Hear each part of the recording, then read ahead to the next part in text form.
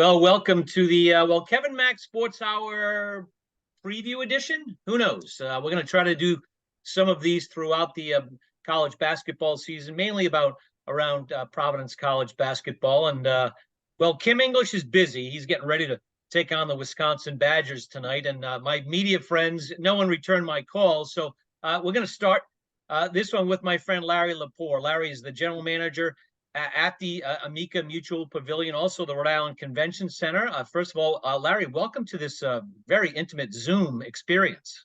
Well, Kevin, the first time you've had me. Thank you so much. You're welcome. You're welcome. First of all, I wanted to talk about the changes, the updates at the AMP. As soon as I walked in this year, I knew that some were coming, but really impressive just from the floors. It's amazing. You know, everyone has home improvements. They put a new floor down, a new rug down in their home, and boom, the room pops. I saw that just in the back hallways of the AMP. Maybe just take us through some of the things that fans will see and will not see when they come to the building this year for Friar basketball. Yeah, sure, Kevin. So, one of the things is we spent the past 4 months, we closed after graduation season last June, and really accelerated a construction plan which had us replacing the roof, which was one of the major issues we had to do. We also replaced the hockey dashes and the boards, which most people refer to them, the hockey glass, and a new subfloor, a better insulated subfloor, which we were getting some condensation from the old subfloor. A new entrance into the club lounge, and then the biggest change was adding the portable seating into the Zamboni entrance into the arena. So now we load basketball in, and then we close that section up with about 400 more seats in that end. Yeah, well, I wanted to talk about that a little bit. I think those are the two things that basketball fans will see the most. They now have a second student section opposite where, again, as Larry said, the Zamboni would come in and out, or where the blow-up Friar used to be. Was that just demand, Larry? And is that you can only do that for basketball? Well, we certainly can use it for a concert too. So okay. That's the plan. But that's a pretty new technology. That equipment in that end has the ability to raise itself up with hydraulic pistons from hockey, which would be in the traditional seating. And then by just pushing a button, those sections raise themselves up, and they cantilever over the hockey dashes down to the basketball floor. I see. So it gives you extra seating, but it also changes the complexion of how many individuals it would take to change that equipment. Now, that would usually be, a dozen laborers changing it. Now it's one man pushing a button to get it up to the basketball floor. So how about when you bring in, monster trucks or anything, can you totally take that space out and open up that area again? That's correct. So for a monster truck show and for hockey, we still have it for the Zamboni going in and out of that area. So, it makes the building even more all-purpose. Mm-hmm.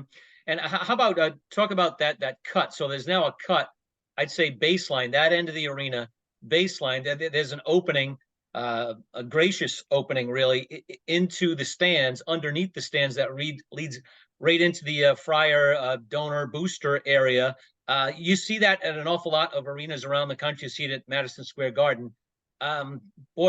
Great access. I mean, that was that I shouldn't say that's long overdue, but who came up with that idea? It fits perfectly, seamlessly.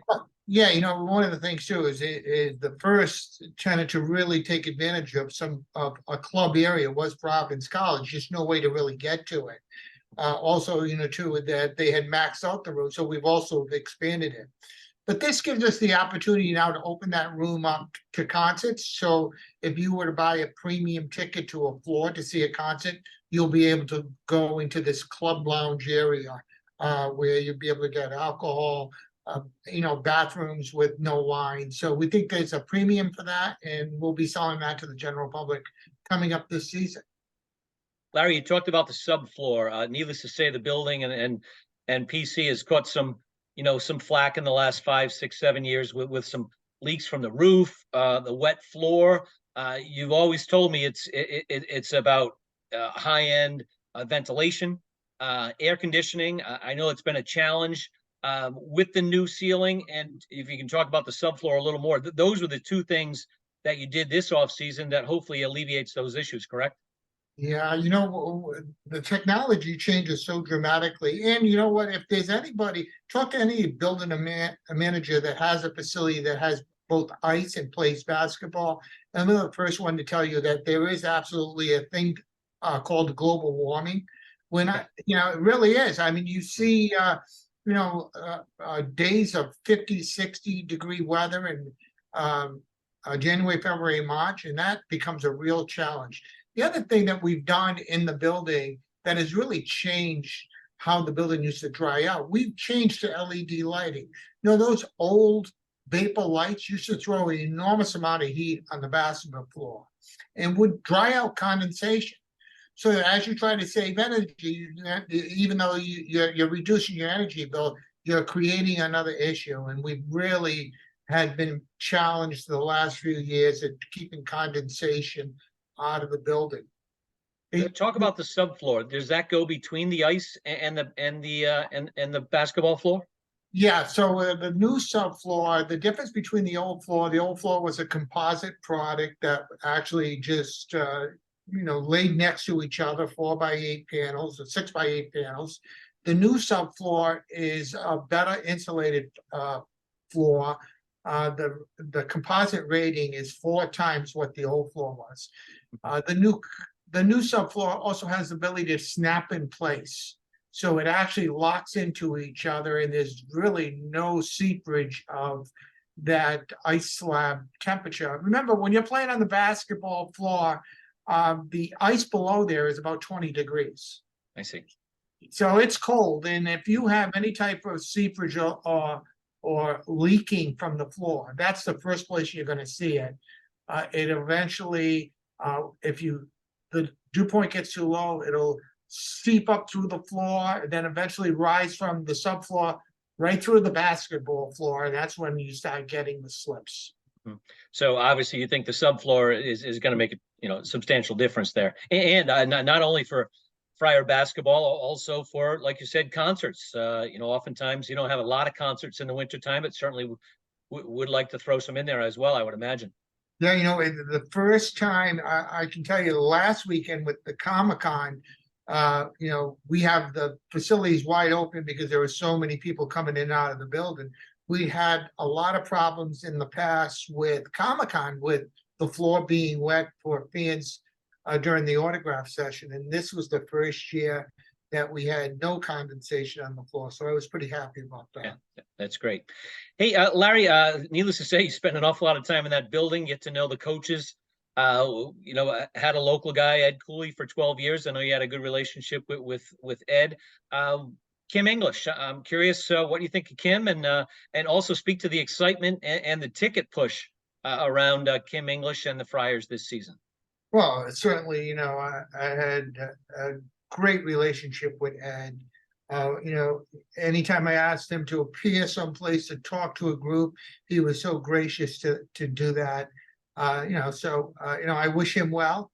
But the building has, and the fans, and I think that the whole city has moved on. And he couldn't find a better guy to bring in. Just plop right into a position, total different personality, but gets it right off the bat.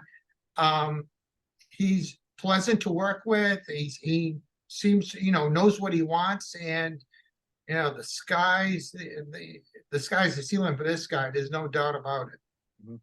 I have to follow up there. Obviously, the ticket demand for that Georgetown game is already really, really high. Hey, Larry Lepore has been in Providence his whole life.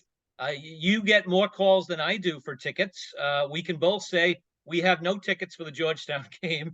Good problem to have, Larry. You've been doing this for a long time. And again, the ticket demand, we've never seen anything like this season. It's absolutely crazy. I think, when we talked about demand for non-Big East schedules, you'd have, URI. Every 2 years, URI would come in, you'd have that demand.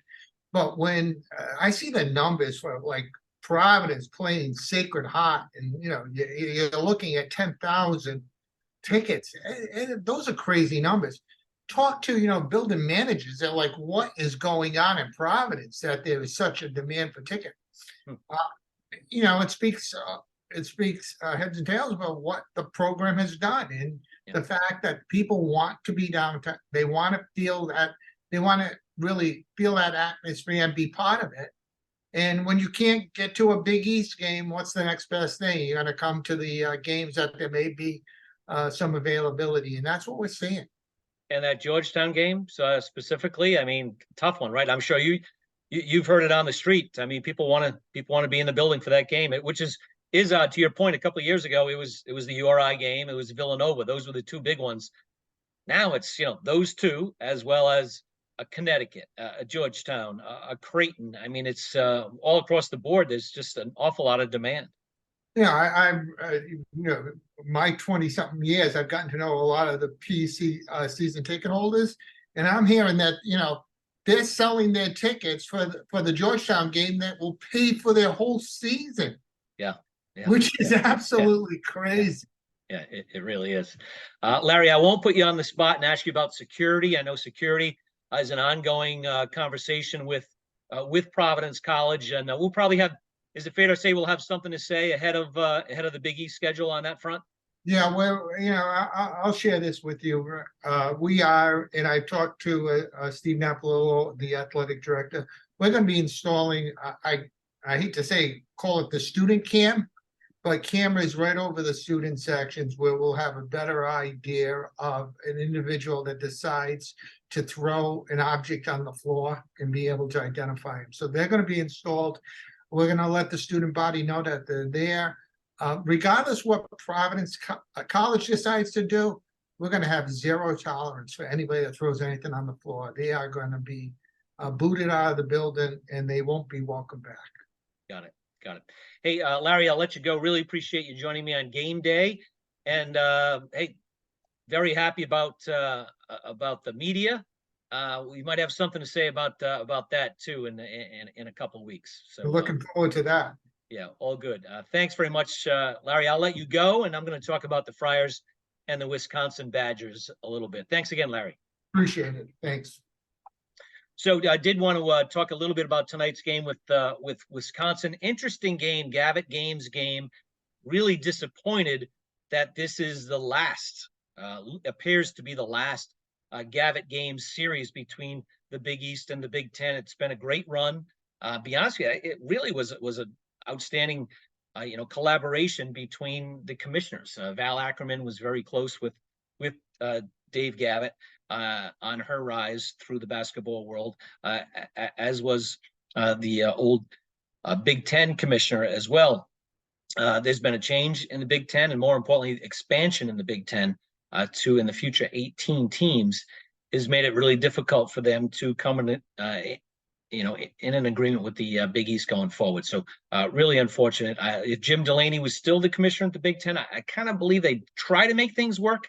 Could be wrong there, but personalities, and Jim Delaney was very close with Dave Gavitt as well. Anyways, tonight, Providence and Wisconsin. Tough draw for the Friars, but home game. Providence has been excellent at home the last several years.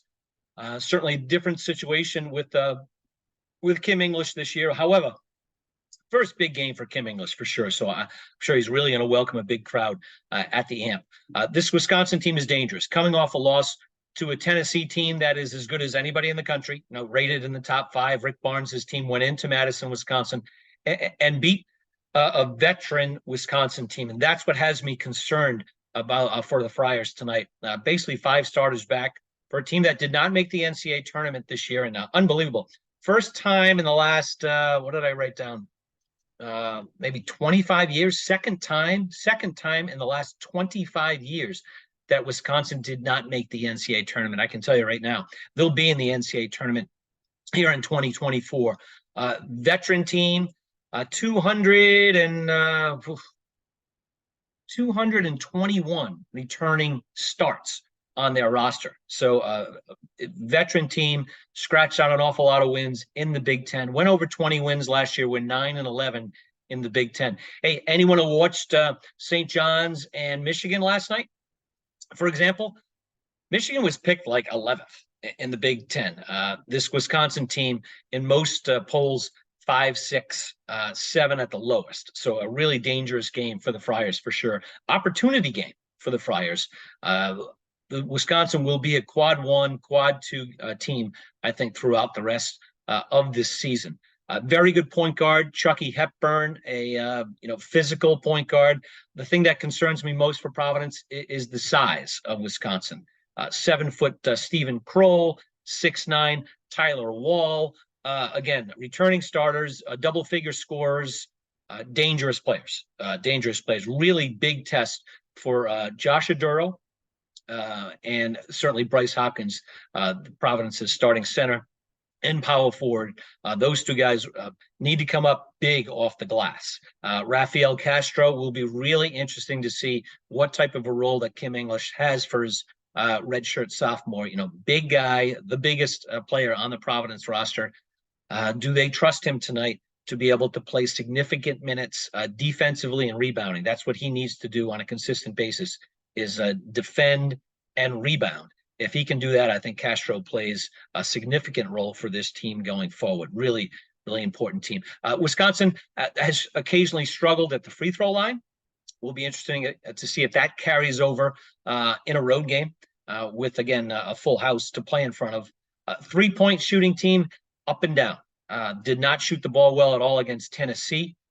Tennessee's defense, as good as anyone in the country. Can Providence play that type of defense, force Wisconsin to struggle from the 3-point line? Certainly that would help the Friars go a long way to a significant win. Big opportunity game. That's how I term this game for the Friars tonight. They leave for the Bahamas tomorrow.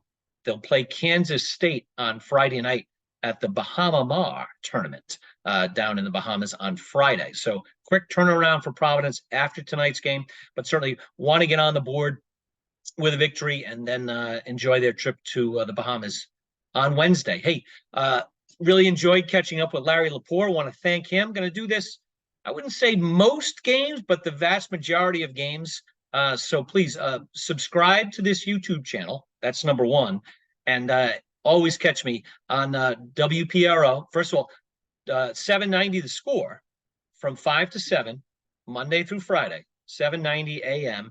If you don't live in the Rhode Island area, just Google 790 a.m., 790 The Score, and you can stream the Kevin Mack Sports Hour 5 days a week from 5 to 7. We do jump onto WPRO from 6 to 7 p.m. Same thing. You want to stream WPRO from 6 to 7 every night? Go ahead, but catch me for 2 hours. Myself and my man Rooch, we break down the Friars, heavy into the NFL, and we have our pick of the night, the Kevin Mack Sports Hour pick of the night, every show at about 6:50. And we find you some winners, which is what we're out here to do. So thanks, everybody, for tuning in. And, hey, enjoy tonight's game and Friar basketball. Thanks very much.